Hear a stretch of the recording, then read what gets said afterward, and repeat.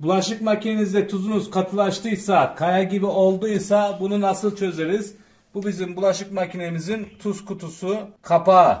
Açtığınızda böyle su gelebilir, bu normal. Neyse, tuzu elliyorsunuz. Taş gibi olmuş, katılaşmış. Bu da onun çıkmış hali. Tuz kutularının çalışma prensipleri bütün makinelerde aynı. Dizaynları, şekilleri farklı. Buna takılmayın. Hemen bu tuz kutusunu da alıp size nasıl kayalaşmış tuzu tekrar eski haline getireceğinizi anlatacağız. Anlatalım. Şimdi arkadaşlar, makinenizde tuz katılaşıyor, sertleşiyorsa ve makinenizi düzenli olarak kullanıyorsanız bu bir arıza sebebidir. Bir problem var demektir tuz kutusunda. Tuz kutusunun komple değişmesi gerekebilir. Ancak mesela tatile gittiniz ya da 2-3 gün kullanmadınız makineyi. Sonra geldiniz, tuz katılaşmış. Katılaşmış tuzu nasıl çözersiniz? Bakın, bu bizim tuz kutumuz. Bunu açtık içini görün diye. Tamam mı? Bu da kapalı. İkisinin de iç yapısı aynı arkadaşlar. Bütün tuz kutuları aynı mantıkla, aynı prensiple çalışıyor. Bu Indesit'in, bu Arçelik Beko'nun muhtemelen. Şimdi tuzu içerisinde katılaşmış halde gördünüz. Şimdi bu tane tane tuz kutusuna makine tuzu kullanılması lazım. Ancak bazıları gidip işte normal sofralık tuz, kaya tuzu, limon tuzu, acayip şeyler kullanıyorlar. Bunlar da katılaşma için bir sebep. Şimdi böyle geldiniz, katılaştı. Biz ne diyoruz? Tahta kaşıkla karıştırın. Olmadı, çözemediniz. Olmuyor. Bayağı taş gibi olmuş. Ne yapacaksınız? Sıcak su dökeceksiniz. Tuzun içerisine sıcak su dökerseniz ne olur? O tuz çözülür.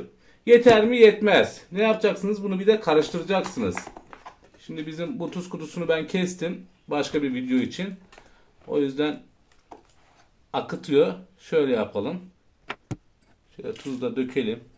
Sıcak suyu döktünüz. Kapağını açıp, şu kapağını,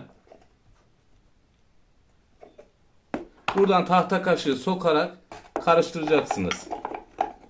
Ne olacak? Bu tuz iyice çözülecek. Suyla birleşecek iyice. Tanelerinden ayrılacak. Sonrasında makinenizi çalıştırdığınızda katılaşmış olan tuz akar gider. Ben bunu bir dökeyim. Bu işin püf noktası ne? Sıcak su. Başka bir şey katmanıza, kimyasal katmanıza gerek yok. Eğer ki bunu yaptınız, tuz tekrar katılaştı. Bu sefer arıza alacaksınız. Bakın şurada bu arızaya yol açacak tek parça ventil. Bu ventil arızalıysa, açık kaldıysa ya da hiç açılmıyorsa reçineye tuz ulaşmaz. Reçine ile tuz yapması gereken işi yapamaz. Görevini yerine getiremez. Şöyle yakından gösterelim. Bakın burada pistonu var. Ventil elektriği aldıktan sonra pistonu geri çekiyor ve alt hazneye ve alt hazneden reçine haznesine bir geçiş sağlanıyor. Reçinenin içerisindeki iyonlarla suyun içerisindeki ağır metallere ait iyonlar yer değiştiriyor ve suyunuz yumuşuyor. Şimdi bu şeyi de test edelim. Ventili. Şöyle açalım iyice. Bir elektrik vereceğiz. İnşallah çarpılmayız. Ondan önce buradan da gösterelim. Bakın, bu sizin tuz kutunuz. Tuzunuz katılaştı. İçine sıcak su döküyorsunuz. Karıştırıyorsunuz. Bayağı bir karıştırın. İyice tuz çözülsün. Bu sefer de sorununuzu çözersiniz. Diğer türlü tekrar katılaşıyorsa bu kutu değişecek. Sökülmesi mümkün değil. Bu ventillerin yapıları farklı.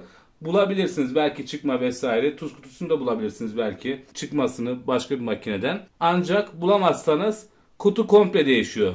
Ben bunu ayırmak için kestim. Kanalımızda zaten parçalama videoları var, sökme videoları var. Hani şöyle çekeyim de çıksın yapıları yok. Hepsi güzel bir şekilde yapıştırılmış. Kestiğiniz bile bakın şuradaki yerlerden yine bir yapıştırma söz konusu. Şimdi elektrik verecektik değil mi?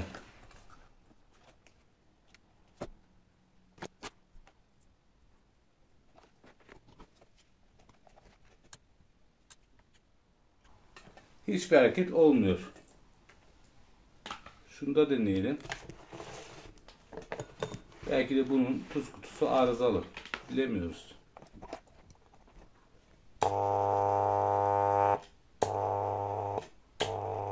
Evet, bu çalışıyor. Diğerinde problem var. Söküp gösterelim çalışmasını.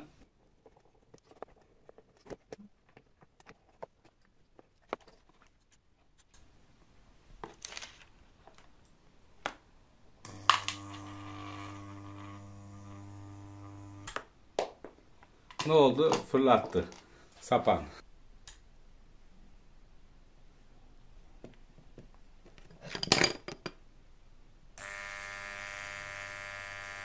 İçeri çekiyor pistonu. Su geçişi sağlanıyor. Sonra da ne yapıyor? Piston tekrar eski yerine giderek kapatıyor. Yani bu ventilde bir sorun varsa bu tuz kutunuzun içerisinde tuzların katılaşmasına yol açar. Şimdi şu ventile de bakalım. Ondan sonra videoyu sonlandıralım. Bu da farklı bir tür. Evet.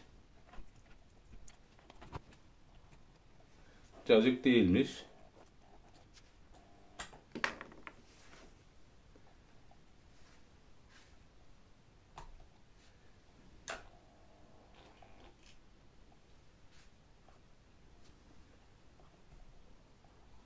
Bakın.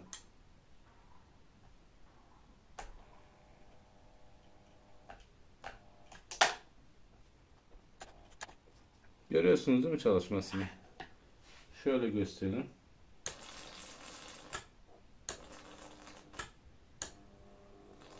Elektriği aldığı sürece buradaki kanalı açıyor.